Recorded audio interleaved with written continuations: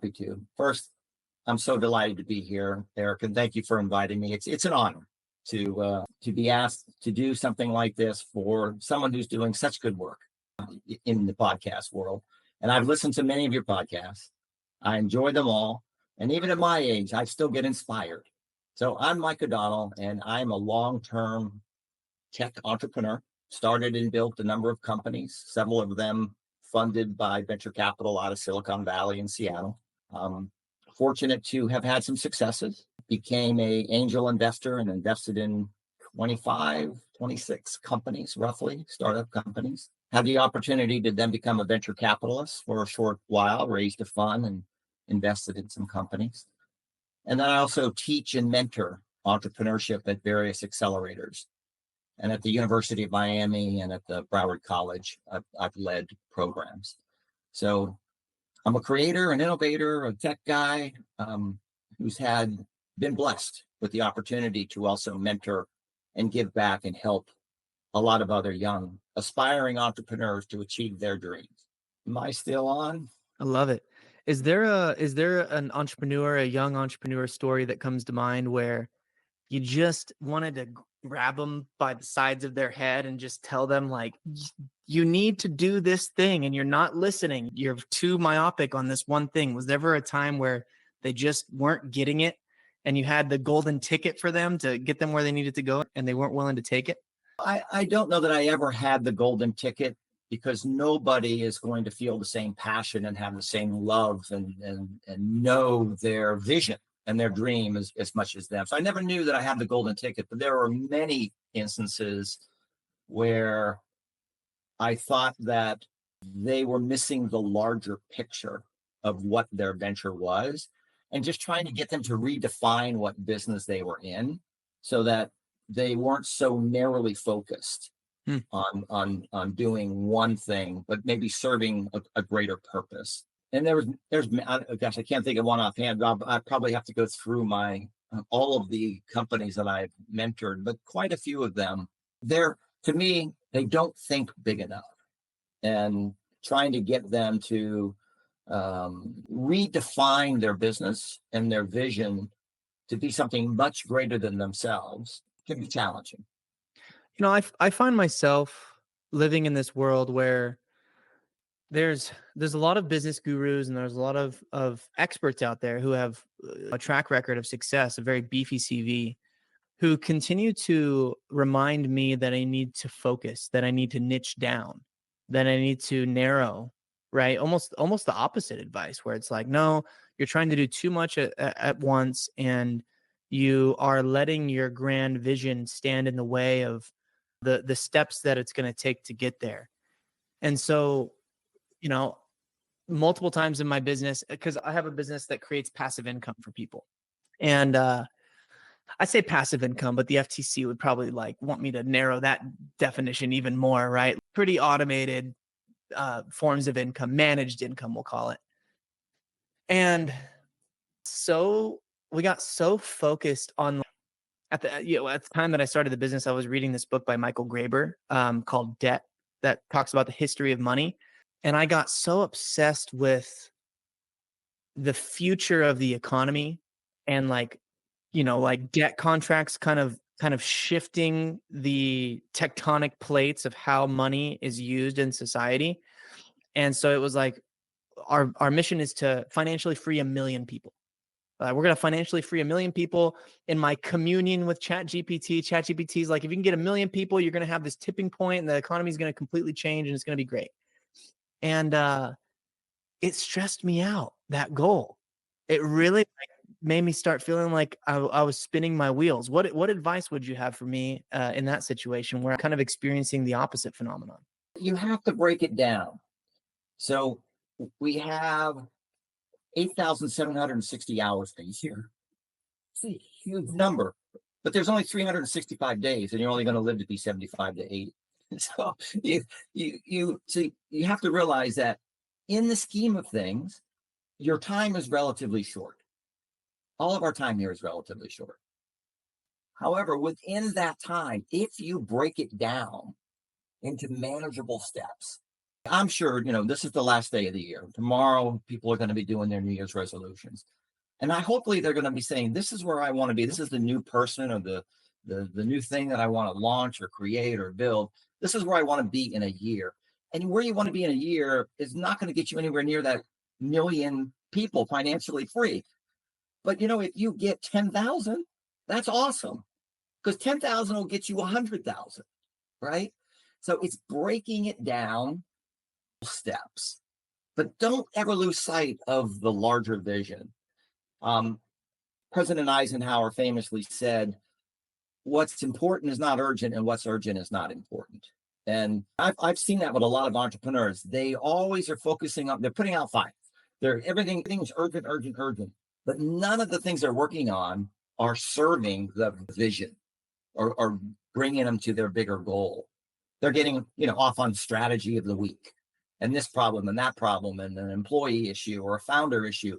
None of it's all urgent, or they think it's urgent, but it's not important. And so if you can just every day try to step back, have a few minutes of meditation, am I focusing on what's important? And if you focus on just one or two things a day, you have the 8,760 hours, man. That's a lot of things that you can do. And at the end of the year, you will have made remarkable progress.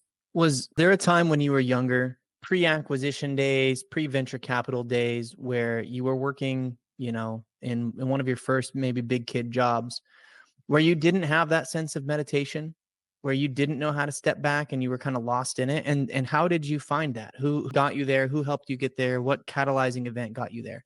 Yeah, there were times earlier in my career where I was trying to please everybody. I was trying to make quota, in the companies I was working for. I was trying to do all of the things I thought I needed to do to be successful, to be liked, to get ahead, to get promoted, to get raises.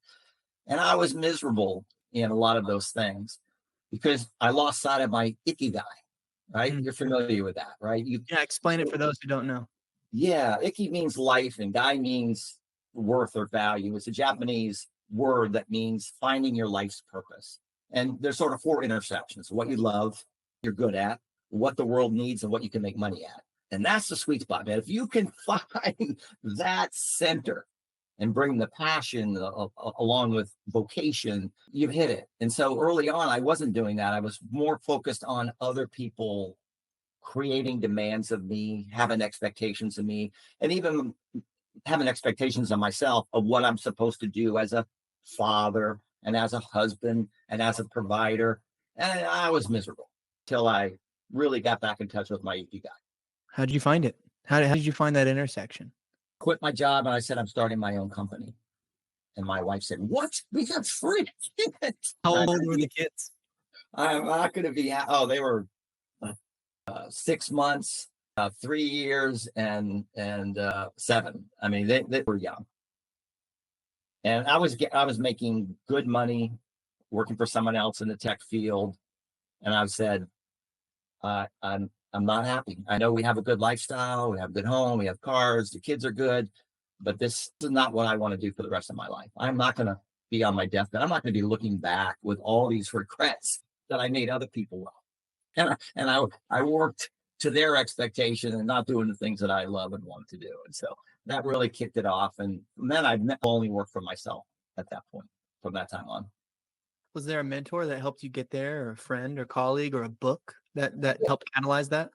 Yeah, lots of books. I'm a voracious reader. I think most entrepreneurs are lifelong learners, and as am I, and read many, many books. But the mentor that inspired me in life, he was my first boss out of college. He ran our national college fraternity. His name's Derwin Owen. He's still alive today. He just called me and wished me happy Christmas. I mean, here we are. I worked for him 50 years ago. We're still in touch. But he had a major impact on my life by just living the example. I mean, he was the embodiment of doing what you do. He loved what he did, inspiring students and helping to educate them on finances, on leadership, on how to be a professional in life, how to pick your mate. I mean, we had classes on that, like, always marry up, he would say. So, he was great because my father didn't have the tools. He didn't have a good role model as a father. He even said later, and he just passed away this past year. We got very close at the end.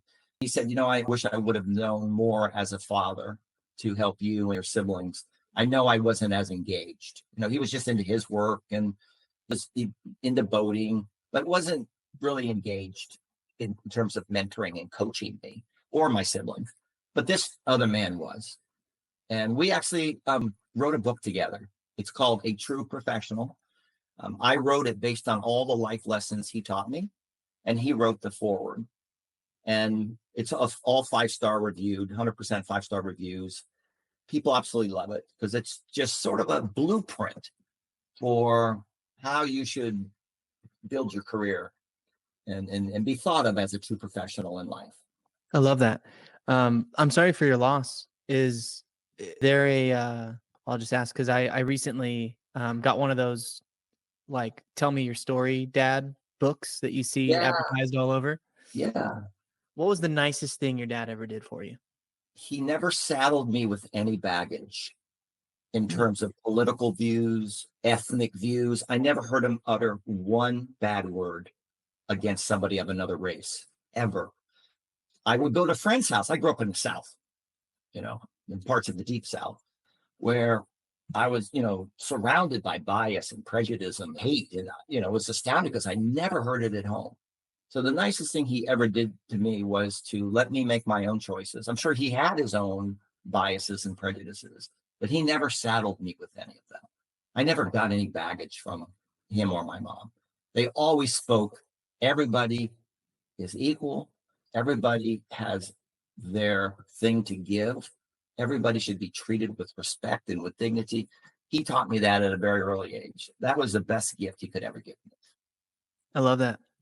If I want you to think about a time that you were vulnerable, maybe it's when you had the 6-month-old and the 7-year-old, right? And you were quitting your job. But I want you to think back to a time that you were vulnerable.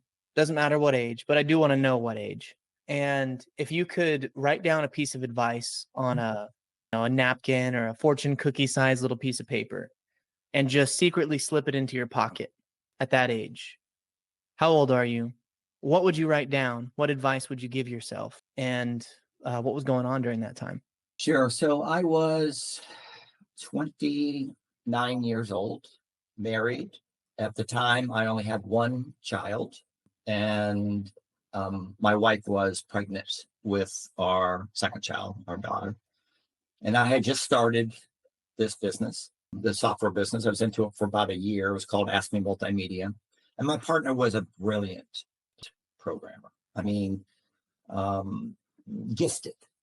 And we're very close. And he was living in our house in lieu of rent. I was part of his salary package as we were struggling to build this innovative company, which is, think of it as the forerunner to PowerPoint, right? But with computer-based training built in. It was really leading edge stuff. I fly to San Francisco. I meet with an investor, and I get a term sheet, which we desperately needed, the funding, because we're on fumes. The oxygen is running out. And so I'm desperate to get this funding. I get the term sheet. I get a call. Terry's been murdered. They found him in your house, hogtied and killed. And your wife discovered his body. And she's in shock. And she's in the hospital. And she might lose the baby. That's how I started. That's vulnerable. That's tragic. You've had these years of tragedy. That was tragic for me. And so what I would have written down at the time, it took me a while to muddle through it, because when I got home, I also discovered that I was the chief suspect in his murder, because there was a life insurance policy on the bus, and the police surmised that I was conveniently out of town and must have hired somebody to kill him. They didn't know that they couldn't afford to pay the life insurance premium, and so it had expired. So after I muddled through, what I would have written down on the piece of paper is, keep this in perspective. Yes, this is tragic. You've lost a dear friend. You're grieving. Your family's hurting. His family's hurting. But there are people that cannot recover. They may have inoperable cancer. They may be going blind. They may be living in total oppression with desperation and hopelessness, like women in Afghanistan now, right? There's no recovery. There's nothing but desperation. Yes, I was vulnerable. I was hurting. It was tragic. But I would have written on that piece of paper at that time, and it took me several years, keep it in perspective. You can move forward. You can rebuild if you have the opportunity to build, the opportunity to invent, the opportunity to keep getting better. I have those opportunities in this country, and I had those opportunities. So even though I was set back several paces, by the way, we did recover, and I was able to sell the company, but I would have written it, we'll get through this. Just keep moving forward. Wow. I have to ask, because I know all of our listeners are going to wonder, who killed your partner? Did they ever find out? Like, what happened to him and why? Terry, my partner, was a closet homosexual. He almost never left the house, didn't date, wasn't out partying at the gay bars. He was a programmer. He worked 12, 15-hour days. But because he got the call from me that we had just got a term sheet and we were going to get funded, he went out to celebrate that night at a gay bar. And two yahoos who wanted to go have themselves a fun night. So they pretended to be gay. They went to a gay bar and they picked him up and they brought him back to his house and they killed him.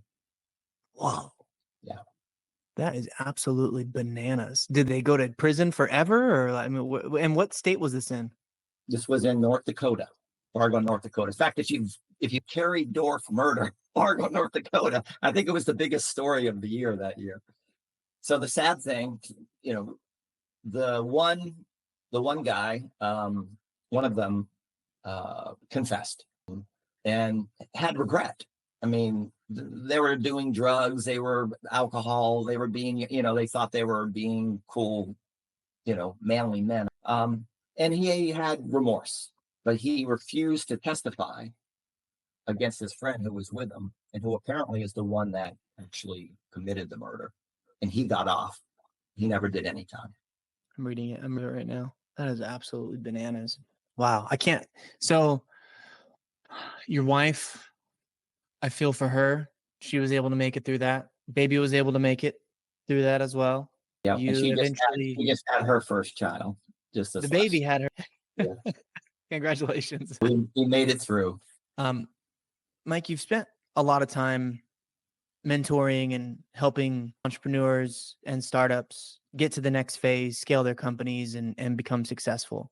Yes. What advice would you give to new startup entrepreneurs at the cusp of this recursive knowledge, AI driven world that we're moving into right now, right? We're at the bottom of this exponential curve. What advice would you give to startup entrepreneurs just getting started? Catch the wave, man. It's going to be massive. Catch the wave, learn all you can, experiment all you can, open yourself up to all the possibilities, try something, do something.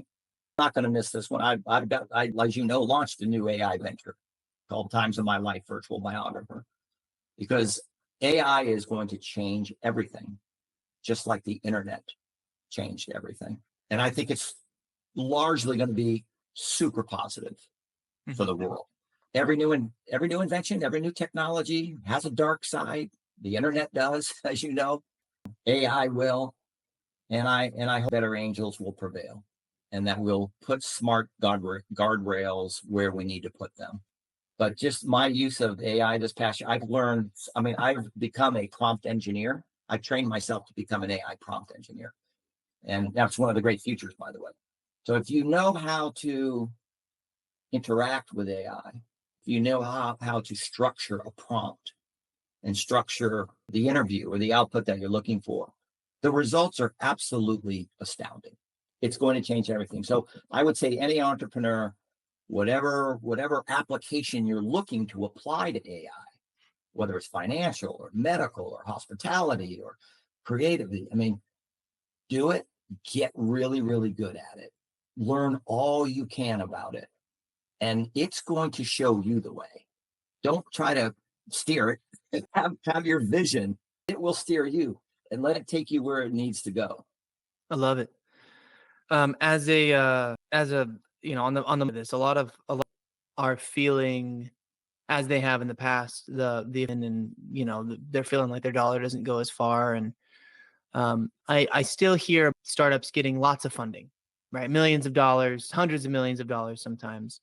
For these entrepreneurs who are looking to get funding for their business, what's kind of the first step of making their venture attractive to that money, where they can start to get big, meaningful investments and big partners? So first, I would back up and say too many entrepreneurs spend way too much time too early chasing money, and it's a wasted effort. You should be spending your time chasing customers, chasing partners who can cover some of the costs for you. Go to market partners or bundling partners, where your product is a really nice augmentation to what they're doing, or vice versa. That is where the early part needs to be invested. And most that are getting funding, apart from those that had $100 million exit and they have an idea and a VC says, yeah, no matter whatever you do, I'm going to write you a check, right? That's a very small percentage. But the rest of us, the rest that I work with, the money will find you if you do that first part right. Focus on innovating, creating, making it better, getting traction, getting validation. The money will find you. Stop chasing the money.